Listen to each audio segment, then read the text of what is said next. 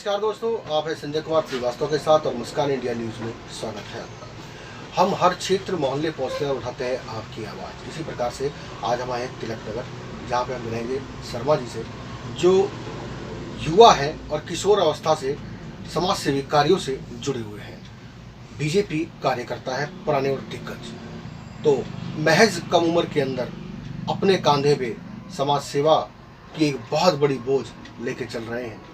तो दोस्तों, जानते हैं इनकी जीवनी और ये किस प्रकार से तिलक नगर में समाज सेवा कर रहे हैं, बातचीत करते हैं और कुछ राजनीति आंकड़े। तो आइए मिलाते हैं आपको शर्मा जी।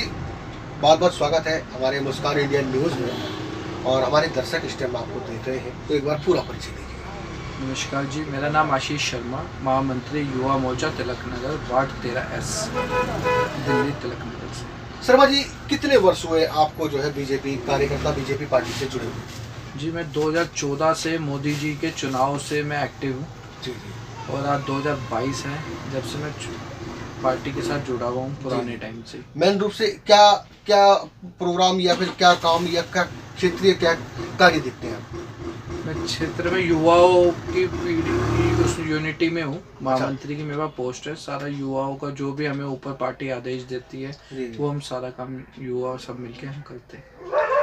भविष्य में अगर आपको निगम पार्षद बनने का मौका मिला, पब्लिक बहुमति आपको चाहती है, तो आप सबसे पहले कार्य क्या अधूरा रह गया तिलक नगर क्षेत्र में अपने वार्ड से, वो पूरा करवाइए। सब कुछ अधूरा ही है जी, कुछ हुआ तो है नहीं हमारे। रोड, नाली, पार्क तो आप देख लीजिए, निगम पार्षद है कि पिछले साल हमारे यहाँ से बिट्टू जी 5 साल पहले हमने चुना था, लोग बागों ने, यहाँ की जनता ने, तो 5 साल से उन्होंने कोई कार्य नहीं करवाया। लेकिन अब लेडीज सीट होने के नाते उन्होंने अपनी वाइफ को आगे किया, और जितना उन्होंने 5 साल में एरिया में लगाया नहीं होगा उससे ज़्यादा तो उन्होंने अपने होर्डिंग पोस्टर, केजरीवाल की दूसरी कॉपी है, इन्होंने इतने होर्डिंग पोस्टर लगाए। आपको मैं अपने वार्ड 13S में घुमाता हूँ, इन्होंने इतने काम नहीं करवाए होंगे किसी के जितने इन्होंने अपने होर्डिंग और पोस्टर लगवा दिए। यहाँ शर्मा जी, मैं अगर पब्लिक की बात करूँ तो पब्लिक कहती है, विपक्ष कहता है कि हमने जो है सब कुछ दिया, बस का किराया फ्री किया, मोहल्ला क्लिनिक दिया, और जो जगह जगह पे और भी अच्छे अच्छे प्रोग्राम कराए, लाइट बिजली फ्री हुई,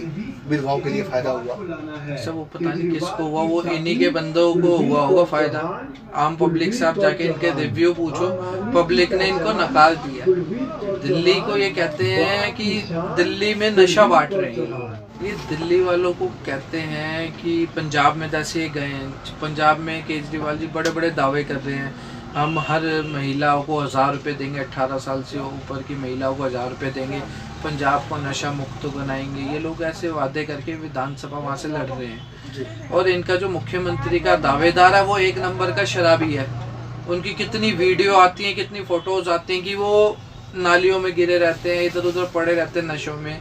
पंजाब को तो ये नशा मुक्त कर रहे हैं और ये दिल्ली को नशेड़ी बना रहे हैं।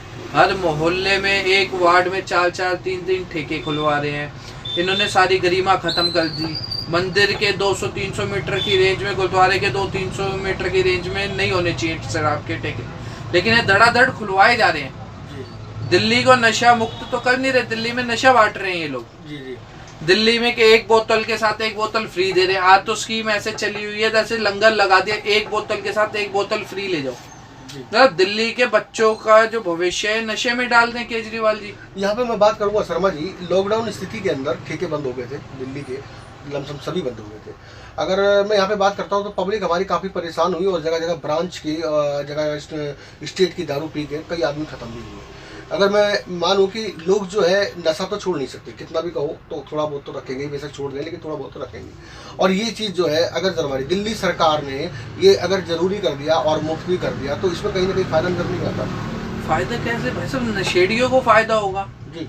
आप घर की एक महिला से पूछो जिसका पति या किसी का बेटा पी के दारू आता है, आप उनसे पता कीजिए, वो रिव्यू मुझसे ज्यादा वो अच्छा दे पाएंगे, क्योंकि वो घर की महिलाएं हैं, वो उन पे बीतती है। दारू पीने के बाद वो अपनी वाइफ को मारते हैं, गाली गलौज करते हैं, बदतमीजी करते हैं। घर आज ऐसी स्थिति हो गई है कि ठेके के सामने से अगर हमारी बहन बेटी, शरीफ घर की बहन बेटी जा ही नहीं सकती, नशेड़ी पी पी के बाहर रोड पे पड़े रहते हैं, क्या फायदा उससे। आपका अपना क्या मानना है, आपकी सरकार का क्या मानना है, क्या करना चाहिए, कैसा? ये दारू के ठेके पहले 300-400 ठेके थे, अब इन्होंने उसको डबल ठेके कर दी। इससे क्या होगा? कि मतलब ये कह रहे हैं कि दिल्ली वालों को मारने पे लगी है आम आदमी पार्टी कह रही है मरो तुम, एक के साथ एक बोतल पियो और मरो, हमें कुछ नहीं, हमें अपनी राजनीति चमकानी है, तुम मरते हो तो मरो। आप किसी भी एक महिला, किसी भी घर में जाके आप एक महिला से इस चीज का रिव्यू लो, आपको महिला अच्छा बताएगी। हर महिला केजरीवाल को गालियां दे रही है, इस बार तो इनको नकार ही दिया केजरीवाल को। शर्मा जी बीजेपी कार्यकर्ता है और बीजेपी पार्टी से जुड़ी हुए हैं, तो बीजेपी के बारे, पार्टी के बारे में क्या बताएंगे? अब तक तिलक नगर में उन्होंने क्या तोहफा दिया और आगे क्या तोहफा देना चाहेंगे बीजेपी पार्टी? जी, हमारे जब आज से 10 साल पहले हमारे निगम पार्षद थे, 5 साल पहले भी हमारे निगम पार्षद थे, तो हमारे सामने एक पार्किंग है जी, ये खुलवाई थी हमारे निगम पार्षद ने, डिम्पल चड्डा जी ने। अच्छा अच्छा, ठीक है, कितने पार्कों के कार्य करवाए यहाँ पे।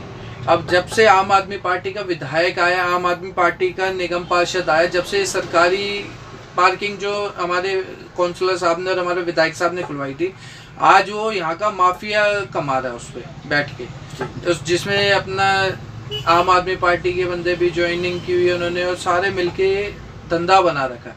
सरकार को पैसे नहीं जाने दे रहे, ये लोग खुद खा रहे हैं। सामने पार्किंग में माफिया है, वो खुद ही चलाई जा रहा है, सरकार को कोई पैसे नहीं दे रहा।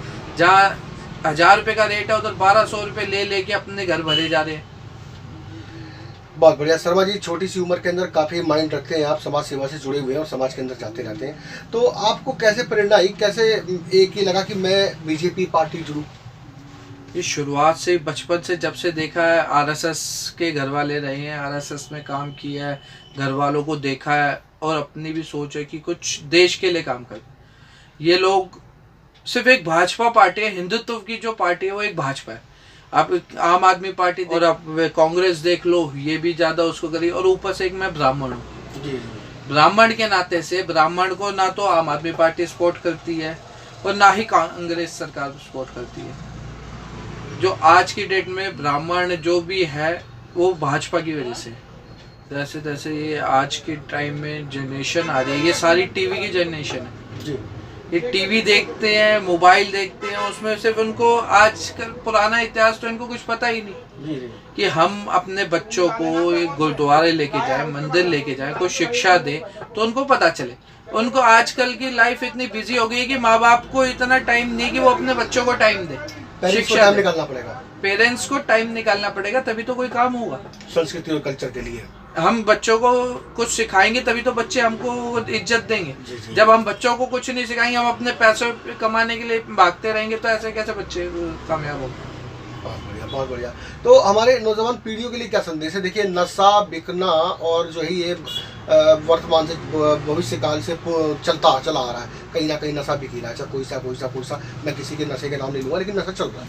लेकिन नौजवान पीढ़ी अगर शायद इस नशे से थोड़ा सा दूर हो जाए तो शायद नशे का कारोबार वाले बंद कर सके। बर्बाद हो जाएंगे जी, नहीं वो तो बर्बाद हो जाएंगे, सरकार ही बर्बाद हो जाएगी, ये नशे सारा इनका चली इसी से रहा है। तो आपको क्या लगता है नौजवान को, पीढ़ी को जो है संदेश देना चाहिए कि नशा ना करें? ये बिल्कुल इनको नशा नहीं करना चाहिए, उनको अपना फ्यूचर देखना चाहिए, अपने माँ बाप देखने चाहिए, अगर शादीशुदा हैं तो अपने बच्चे भी देखें। अगर वो खुद ऐसी हरकतें करेंगे, अगर मैं कुछ गलत काम करूंगा तो मेरे घर में बच्चे देखेंगे, वो फिर वो काम मुझसे ज़्यादा करेंगे। हम तो 1% करते हैं, वो ज़्यादा करेंगे कि हमारे घर वाले कर रहे हैं तो हम इससे ज़्यादा क्यों ना करें। जी, जी, क्योंकि आज की जो जनरेशन है वो कहती है कि हम अपने घर वालों से फास्ट चलें, घर वाले स्लो हैं, हम ज़्यादा फास्ट हो। इसलिए मेरा ये संदेश है कि आप पहले खुद में देखिए, खुद नशा छोड़ेंगे तो हम किसी दूसरे को बोल देंगे कि भाई ये चीज़ गलत है। जब हम ही किसी चीज़ में श्योर नहीं है, हम खुद गलत है, तो हम दूसरे को क्या ज्ञान देंगे कि ये चीज़ गलत है, ये सही है।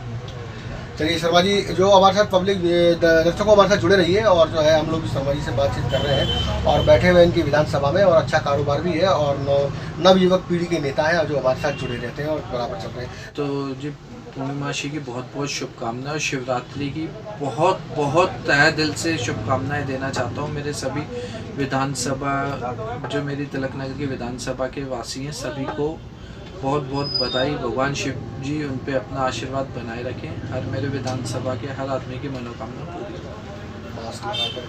मास्क लगा के रखें, हाथ बार बार साबुन से धोते रहें और 2 गज की दूरी का ध्यान रखें। दर्शकों जुड़े रहिए हमारे साथ में, और हम जो है एक नज़ारा और भी दिखाएंगे आपको यहाँ का क्षेत्र का, जो शर्मा जी यहाँ से बैठे हुए हैं। और अब की बार जो है लेडीज सीट होने के कारण की तैयारी फेल हो गई, नहीं पूरे तैयारी में थे। जब तक के लिए आज्ञा दीजिए, नमस्कार। संजय कुमार श्रीवास्तव, मुस्कान इंडिया न्यूज़, दिल्ली। बात करेंगे एकता की, राजनीति से हटके आप ब्राह्मण भाइयों की बात करेंगे। क्या ब्राह्मण जो पद जो बुद्धिजीवी गिना गया है उसको सीट और पद पूरा अधिकार के साथ मिला है हमारे देश के अंदर, इतिहास कर रहा है, ब्राह्मणों का मान सम्मान है। क्या कहना चाहेंगे ब्राह्मणों के लिए, ब्राह्मण जो है कैसे एकत्रित हो? ब्राह्मणों को एकत्रित करने के लिए आपको मेहनत करनी पड़ेगी, एकता बनानी पड़ेगी, लेकिन हो नहीं पाता। कारण ये है कि ब्राह्मण सामने जो मंदिर में बैठा है उसको आप दोगे तो 1 रुपया दोगे जी। दूसरे धर्मों में आप जाओगे वहाँ 10 का नोट 20 का नोट निकाल के दोगे। जी जी जी। तो ब्राह्मण हिंदू समाज जो है बटा हुआ है। जी जी। वो ब्राह्मण के बारे में नहीं सोचेगा, वो ये सोचेगा कि मेरा कहाँ यानी कि भला होगा, वो ये सोचते हैं। अपने कितने बड़े बड़े मंदिर, ऐतिहासिक मंदिर हैं, लेकिन आज की तारीख में वहाँ वही जाता है जिसके पल्ले पैसा। वहाँ ब्राह्मणों को नहीं, ब्राह्मणों को तो वो उल्टा सीधा बोलते हैं। जी जी। क्या लगता है शर्मा जी, हमारे नौजवान पीढ़ी को क्या संदेश देना चाहिए? मैं तो ये कहता हूँ कि हिंदुत्व के लिए ब्राह्मण को साथ लेके चलें, उससे इतिहास हिंदुस्तान का कुछ बदलेगा। बहुत बढ़िया। दर्शकों जुड़े रहिए, शर्मा जी से हमने बातचीत कराई और इनके सपुत्र श्री से बात कराई, तो आगे हम बने रहेंगे और क्या प्रोग्राम क्या कार्यक्रम चल रहा है उसको भी दिखाते रहेंगे।